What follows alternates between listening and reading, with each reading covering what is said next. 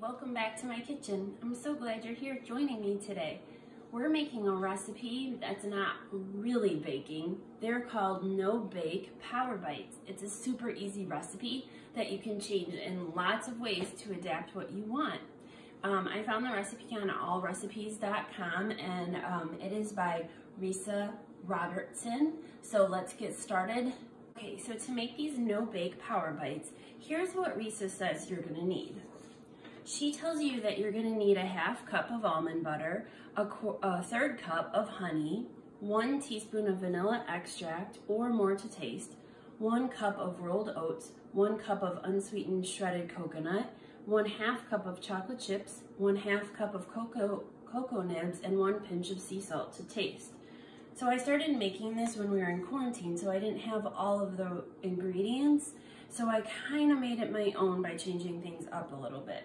I didn't have almond butter, so I used peanut butter instead. You can use any type of nut butter that you would like. So you need a 1/2 cup of nut butter. And then I went ahead and did use honey like she did, about a 1/3 cup of honey. Real quick, a tip on how to measure out peanut butter, like things like peanut butter and honey. You can always put some oil in your measuring cup. Just kind of take a paper towel, put some oil on it, and then put it inside the measuring cup so that the peanut butter will come out a little bit easier. And then I did use the vanilla extract, just a teaspoon. I usually just splash about a teaspoon in there. And then a cup of, she calls for rolled oats, and I had old-fashioned oats. And then she had a cup of unsweetened shredded coconut, and I have not had any coconut, so I did not use that. Instead, I used about a 1/3 cup of flaxseed. And then a 1/2 cup of chocolate chips. I went ahead and put in the Enjoy Life vegan chocolate chips, and I put a tiny bit of cinnamon in them, and then just a pinch of sea salt. And you can change this recipe too. So you could, instead of chocolate chips, you could put in raisins. Like I said, you could change the nut butter. You could take out the flaxseed and you can take out the chocolate chips, and you could exchange them for something different if you have coconut and you want to use that. But take a look out there online, because there's lots of recipes like these Power Bites. They're energy balls. There's a lot of them out there. So they're really easy to make. It takes about 15 minutes to prep, and then the only thing that takes a little bit of time is it works better if you refrigerate them for 30 minutes before you roll them out into balls. And then after you have them shaped, you put them back into the refrigerator for about 30 minutes before you try them. All right, so let's get started.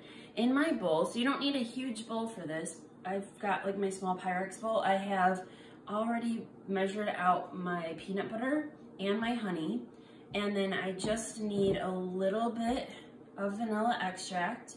They call for a teaspoon, and I've got my measuring spoon right here, so I'm gonna go ahead and grab that out. 1 teaspoon.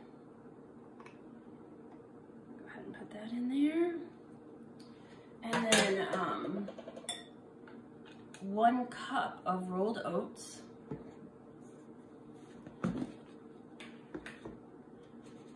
So I'll go ahead and put that in there. I usually keep my rolled oats and some of my other grains like this in the fridge, just to keep them from getting any pantry bugs in them. All right, I'm set that there for right now. And then this is where she calls for a cup of shredded coconut, and I'm not going to use that. I'm going to go ahead and use flaxseed. So this is what flaxseed looks like if you've never had. This is the brown flaxseed, and it says right on the back of the package, but it's a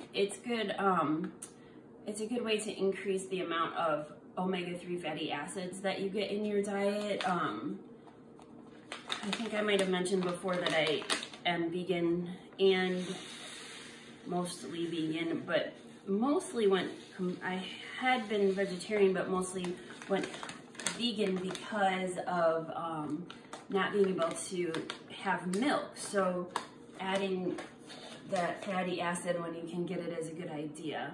I'm not completely vegan. I do eat eggs sometimes. Okay, and then you need just a half cup of chocolate chips. So I'll go ahead and measure that out.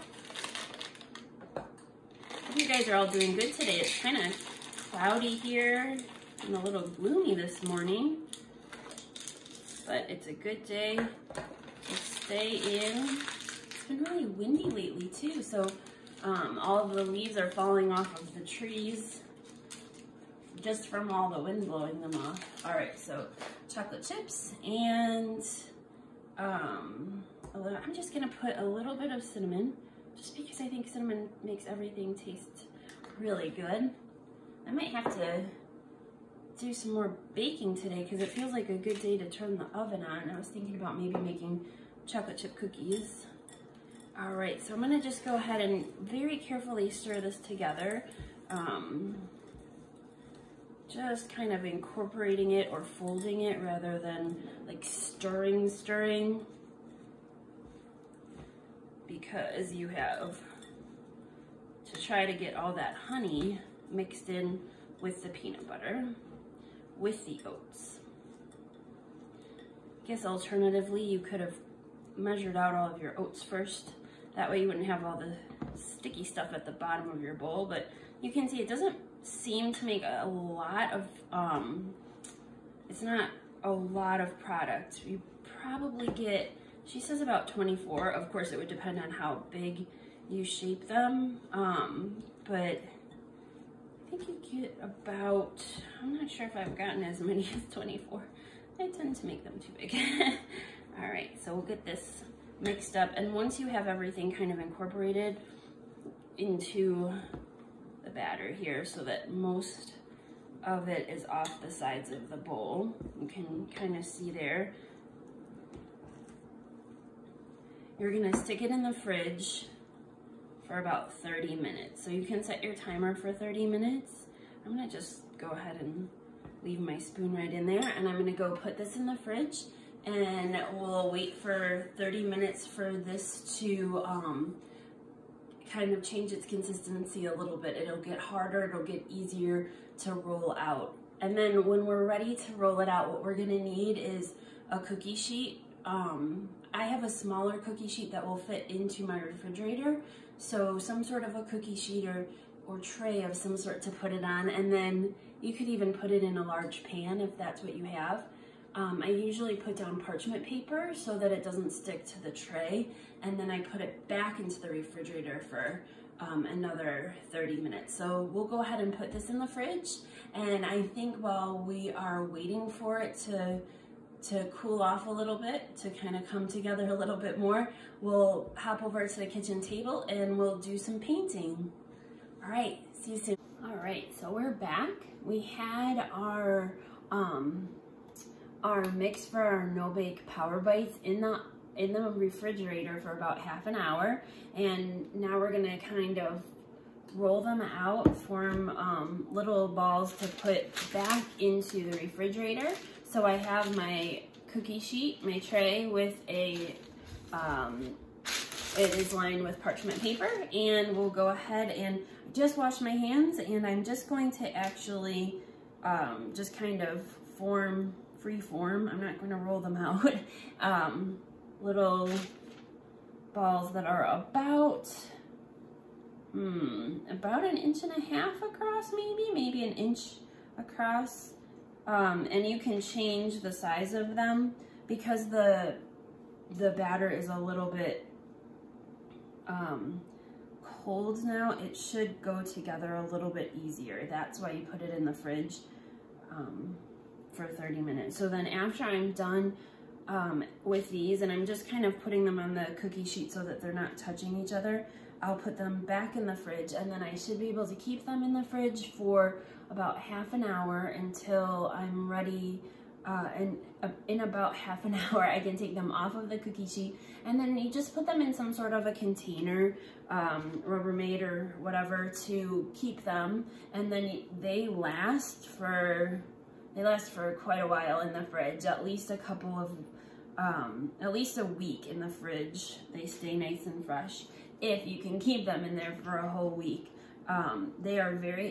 This is a very good snack. A couple of these for breakfast.